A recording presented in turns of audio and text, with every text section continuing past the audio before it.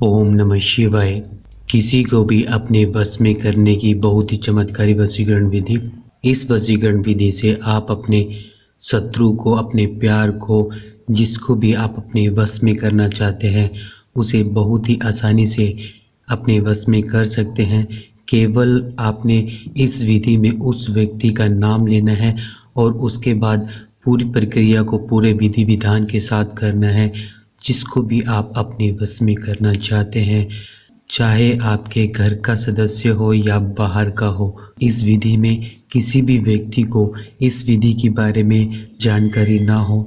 जब आप इस वशीकरण विधि को कर रहे हो तो आपको इस विधि को करते हुए कोई देखे ना, रोके ना, टोके ना, और स्नान आदि करने के बाद ही आपने इस वशीकरण विधि को करना है और पूरी सामग्री को आपने इकट्ठा करना है। उसके बाद आप इस वशीकरण विधि को करें।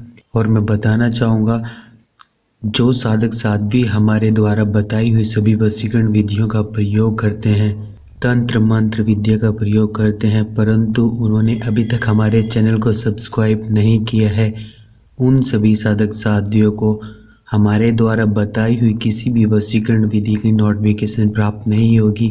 हमारे द्वारा बताई हुई एक भी वशीकरण विधि की वीडियो प्राप्त नहीं होगी। तो पहले सभी साधक साध्वी जिन्होंने अभी तक हमारे चैनल को सब्सक्राइब नहीं किया है, वे सभी साधक साध्वी हमारे चैनल को पहले सब्सक्राइब कर लें और साथ ही साथ आप बेल आइकन को दबाना ना भूलें। बेल आइकन के साथ साथ आप ऑल को भी जरूर सेलेक्ट करें, जिससे आपको हमारे द्वारा बताई हुई सभी विधियों की नोटिफिकेशन समय समय पर मिलती रहे और उस विधि के प्रयोग से आप अपने सभी कार्यों को बहुत ही आसानी से और बहुत ही जल्द पूर्ण कर सकें। और जिन भी साधक साध्वियों को इस वशीकरण विधि की बहुत ही ज़्यादा आवश्यकता हो, उन सभी साधक साध्वियों को इस वशीकरण विधि को जरूर शेयर करें। आपके एक शेयर करने से बहुत से साधक साध्वियों का भला हो सकता है। और जो भी साधक साध्वी किसी भी समस्या के बारे में जानकारी लेना चाहते हैं तो वे सभी साधक साध्वी हमारे इंस्टाग्राम आईडी पर डीएम करें या आप हमें कमेंट बॉक्स में भी पूछ सकते हैं।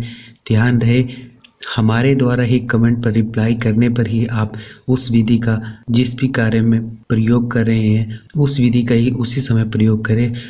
तो आपने क्या करना है, आपने इस वशीकरण विधि को पूर्ण करने के लिए चाहिए आपको लहसुन।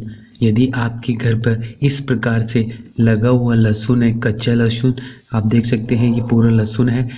यदि आपके घर में ये लहसुन नहीं है तो आपके जो भी आप प्रयोग करते हैं, घर में जो भी लहसुन का प्रयोग करते हैं, आपने क्या करना है, इस लहसुन को यहाँ से तोड़ लेना है। इस प्रकार से आपने इसे तोड़ लेना है। तोड़ने के बाद इस लहसुन को आपने अच्छे से छील लेना है।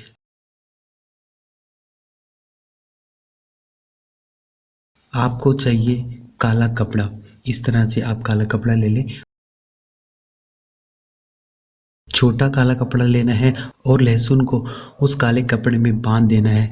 जब आप बांध रहे हो तो आपने उस व्यक्ति का नाम लेते रहना है जब तक आप इसको बांध रहे हैं। बांधने के बाद आपने इस कपड़े को रात्रि में जब आप सो रहे हो, सोने से पहले बुधवार की रात आपने इस वशीकरण विधि को करना है। सोने से पहले आपने इस पूरी विधि को कर लेना है और उसके बाद इस कपड़े को जिसमें आपने लहसुन की पोथी को बांधा है, उस कपड़े को आपने अपने तकिए के नीचे रखकर सो जाना है। अगले दिन सुबह उठकर आपने, जब आपके घर में सभी सो रहे हो, सुबह के समय उठकर आपने इस कपड़े को किसी भी नीम के पेड़ पर आप इसे बांध कर आ जाए। और ध्यान रहे, जब आप इसे बांध रहे हो तो भी आपको कोई देखे ना, और जब आप इसे लेकर जा रहे हो तो भी आपको इसे ले जाते हुए कोई देखे ना, टोके ना, रोके ना। यदि आप घर में जो लहसुन होते हैं, जो जिसका सब्जी में प्रयोग करते हैं, उसकी आपने 5 पोथी लेनी है और उसे छीलने के बाद आपने इस प्रकार से काले कपड़े में बांध लेना है। बुधवार की रात आपने इस वशीकरण को करना है। इस विधि का किसी भी गलत कार्य के लिए प्रयोग ना करें। यदि आपको इस वशीकरण विधि की बहुत ही ज़्यादा आवश्यकता हो तो ही आप इस वशीकरण विधि का प्रयोग करें, अन्यथा इस वशीकरण विधि का बिल्कुल भी प्रयोग ना करें। सभी साधक साध्वी इस वशीकरण विधि को जितना हो सके ज़्यादा से ज़्यादा शेयर करें। आपके एक शेयर करने से बहुत से साधक साध्वियों का भला हो सकता है।